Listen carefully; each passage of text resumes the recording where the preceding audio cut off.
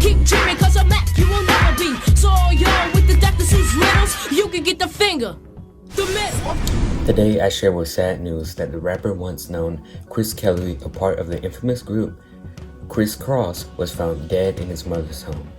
On May the 1st, during 2013, Kriss Kelly was found unresponsive in his mother's couch at his mother's home in Atlanta.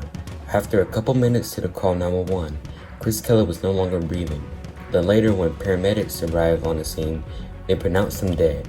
Later, a lab ran a toxicology report showing that on that night, Kriss had 4 illegal substances in his body. What happened on that fateful night? Was it a murder? Why was there different substances in his body? We'll answer these questions next on CNN Crime. He goes to sleep with a head full of anger and wakes up with full energized gangbanger talking about a tisk get a tasket. On that fateful evening, what was Kriss doing and how did he end up from partying in Atlanta to dead on the couch with 4 illegal substances in his body on the same night? Before we figure out the crime scene, let's first look at the life of the young rapper Kriss Kelly. Kriss Kelly was a part of a duo group called Kross. They say their adventures to stardom started in Atlanta Mall in 1991, where Jermaine Dupri, a song producer at the time, saw these 2 kids walking inside the mall like they owned the place. He explained that they carried some type of swag with them, but with the lyrical talent that he was introduced to, he thought they deserved a record deal. Every day since then, they were both known as Kross, Mac Daddy and Daddy Mac. They both were at their highest in fame, where the most profound song Jump was released in 1992, which spent 8 weeks on the Billboard Top 100. They also found success as the group for a short time period were trendsetters by wearing their baggy jerseys and pants on backwards. They were so popular that they even opened for Michael Jackson during his Dangerous World Tour. Eventually, the group came down to earth as the record sales slowed up, just because they both were aging out of their fame and what made them popular. In 1996, they would release the last album called Young, Rich, and Dangerous. As they moved to mature themes, the more they lost their audience, as the rapping duo were just like any other rap group at the time. The death of Kriss Kelly. He's best known as half of the 90s group Kross. Kelly died. Now let's look at how we get to a rapper who was just dying out from fame to literally dying on his own couch. During the 2000s decade, the group and Kriss really kept to themselves. There was rarely any conversations about them in the media, and if there were, it was references to the young preteens who changed the rap game. Around 2009, people was able to spot Kriss Kelly, to which he definitely did not look like his former self. He was balding in a lot of spots in his hair.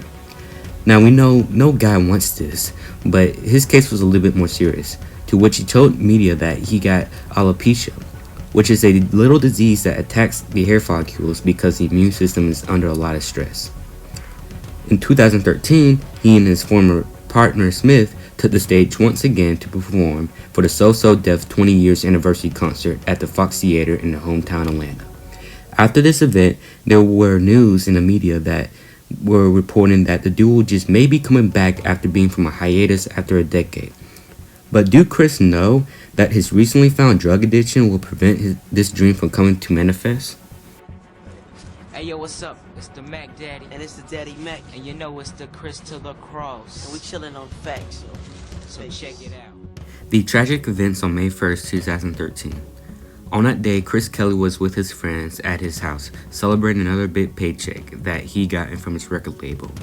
There was a video that showed him at his house party, and and seeing him getting drugged by his friends.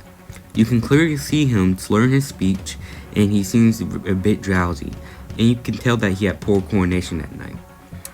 After this video leaked for a couple hours, there was a reported 911 call coming from his mother's house. After his death, his mother explains that she knew that he was struggling with drugs on that day, and she picked him up from his own home to take him to her house to get him arrested again. When he was laying on his mother's couch, he was found passed out. This is when the 911 call was being made. During this call, you can clearly hear his mother describing his body going limp and seeing his face turn blue. After a couple minutes of the paramedics being there, they found out it was too late.